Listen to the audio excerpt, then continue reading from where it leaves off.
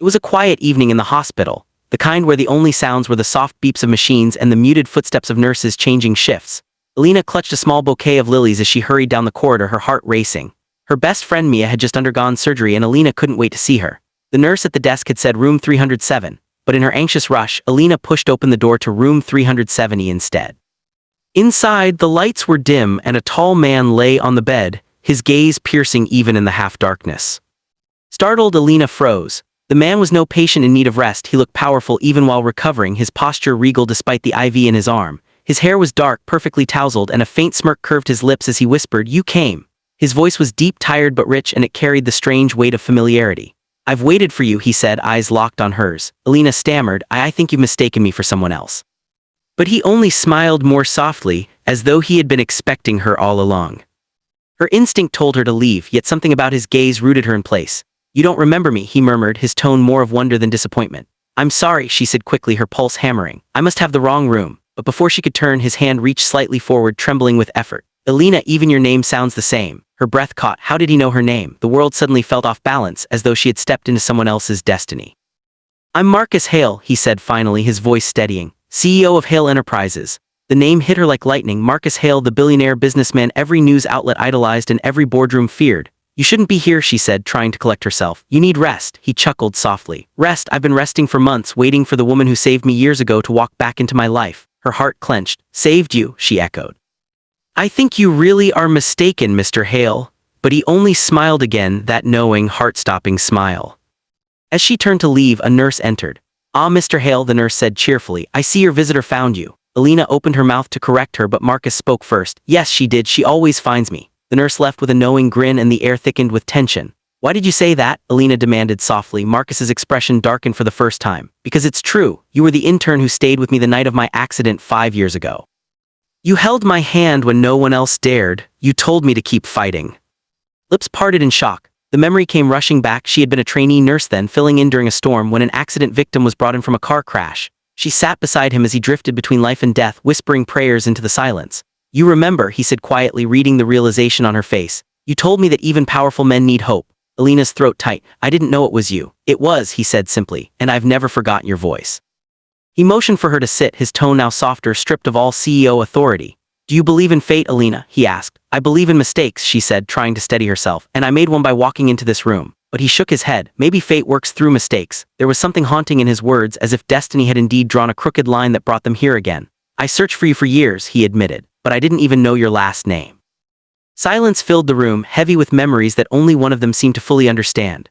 "Why?" she asked finally. "Why look for me?" He smiled faintly. "Because that night changed me. I'd built an empire, but I had no soul until I heard your voice telling me that life was still worth fighting for. When I woke, I promised myself I'd find the woman who reminded me how to live." Tears threatened to rise, but she blinked them away. "You don't even know me," she said. "You know a moment, not a person." "Then let me learn the person," he replied. The heart monitor beside him beeped softly, echoing her quickening pulse. "You shouldn't get emotional," she murmured, but he only smiled. "Too late." His gaze softened as he added, "You walked into my room by mistake, but maybe life doesn't make mistakes." She wanted to protest, to leave, but his sincerity pinned her in place. "I've spent years surrounded by people who wanted my power," he said. "You were the only one who saw my pain." Alina's voice trembled. "I was just doing my job." "No," he said, "you were giving me hope." Outside, the rain began to fall, tapping softly against the windowpane like a whisper of time looping back. Alina rose to go, but Marcus caught her hand gently. "Don't go just yet," he said. "You waited once for me, let me wait now for you." For a long moment they just stood there, a nurse who stumbled into the wrong room and a man who believed she was exactly where she was meant to be. Somewhere deep inside she felt it too, that sometimes fate doesn't knock. It whispers, "I've waited for you." Left the hospital that night with her mind in a storm. The rain poured harder as she walked to her car, but her thoughts were louder than the thunder. She kept hearing his words, "I've waited for you." It sounded like something from a dream or a life she didn't live. She told herself it was all a misunderstanding. Yet deep inside she knew there was something about Marcus Hale that stirred memories she'd buried for years, the voice of a man fighting to live, and her own whisper telling him not to give up. The next morning she tried to return to normal. She brewed her coffee, reviewed her shift schedule, and promised herself she wouldn't go near room 370 again. But when she walked through the hospital corridor, her eyes betrayed her. She paused outside his door just for a second and heard laughter inside. Marcus was talking to his assistant, sounding alive and strong. She smiled despite herself, realizing that maybe her unexpected visit had given him a reason to heal faster. Still, she turned away quickly, reminding herself that he belonged to a world far beyond hers. That afternoon, a nurse handed her an envelope. "From the gentleman in room 370, she said with a teasing smile. Alina opened it hesitantly. Inside was a handwritten note in elegant script. "You once saved my life, let me return the favor. Dinner tonight 7 p.m. Rooftop Cafe. Don't say no, it's destiny catching up." Her heart thumped. She wanted to crumple it to dismiss his grand words. But curiosity and something deeper made her keep the note tucked in her pocket all day, like a secret she didn't know how to destroy. By evening, she found herself standing outside the rooftop cafe, the city lights reflecting in her nervous eyes. Marcus was already there, dressed simply in a dark sweater and jeans, looking nothing like the powerful CEO from magazines. "You came," he said, his smile genuine. "You're persistent," she replied. "That's part of being a CEO. And part of being human," he said softly. Their conversation flowed effortlessly, from small talk to memories, from laughter to quiet moments. Alina realized that beneath his wealth and charm, Marcus was a man still haunted by the night that nearly ended him. As the night deepened, he confessed things no one else knew, about the loneliness behind luxury, the emptiness of success without love. Everyone wanted the billionaire, he said, but no one wanted Marcus. Alina listened, her heart softening. "Maybe that's why life had to bring you back," she said without thinking. He looked at her, eyes glimmering in the city light. "Do you believe that?" She hesitated, then smiled faintly. "I'm starting to." For the first time in years, both of them felt something neither could name, a peace born from a meeting that shouldn't have happened. Days passed and Marcus recovered faster than expected. The doctors called it a miracle, but he said it was motivation. He sent Alina coffee every morning, small gestures of gratitude wrapped in humor and warmth. "You've made me feel alive again," he told her once. She tried to keep it professional, but the boundary between nurse and patient, stranger and fate, blurred easily. When he was finally discharged, he said softly, "I'm leaving this hospital, but not without you in my story."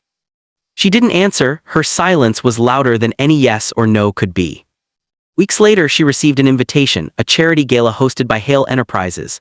She almost didn't go, but her curiosity again won. When she entered, heads turned. She wasn't used to this world of gowns and champagne. Marcus stood at the center, commanding the room, but when his eyes met hers, he paused mid-speech. "And tonight," he said, smiling toward her, "I want to thank the woman who reminded me that life's greatest success is kindness." The crowd clapped, but Alina stood frozen, her cheeks warm with disbelief. After the gala, he found her on the balcony, staring at the city lights. "You really didn't have to do that," she said. "I didn't do it for show," he replied. "I did it because you deserve to be seen." She looked at him, the billionaire who could have anything, choosing to see her. "You don't even know who I am," she whispered. "I know what you are," he said, stepping closer. "You're the woman who walked into the wrong room and somehow made everything right." A tear slipped down her cheek and he caught it with his thumb. "Alina," he said softly, "I waited years to find something real. When I saw you again, I knew fate hadn't made a mistake." She looked up at him, her heart trembling. "Maybe," she said, "it wasn't the wrong room after all." Their laughter melted into silence, the kind that carried understanding deeper than words. For once, she didn't feel like a nurse or a stranger, she felt like someone who mattered. Months later, people whispered that Marcus Hale had changed. He smiled more, gave more, lived lighter. What no one knew was that the woman behind that transformation still worked quietly at the same hospital, though her world now held warmth she'd never known before. Sometimes, on rainy nights, she'd return to room 370, now empty, and whisper a small prayer of gratitude. Because once upon a time, she entered the wrong room and found the right heart waiting there, whispering, "I've waited for you."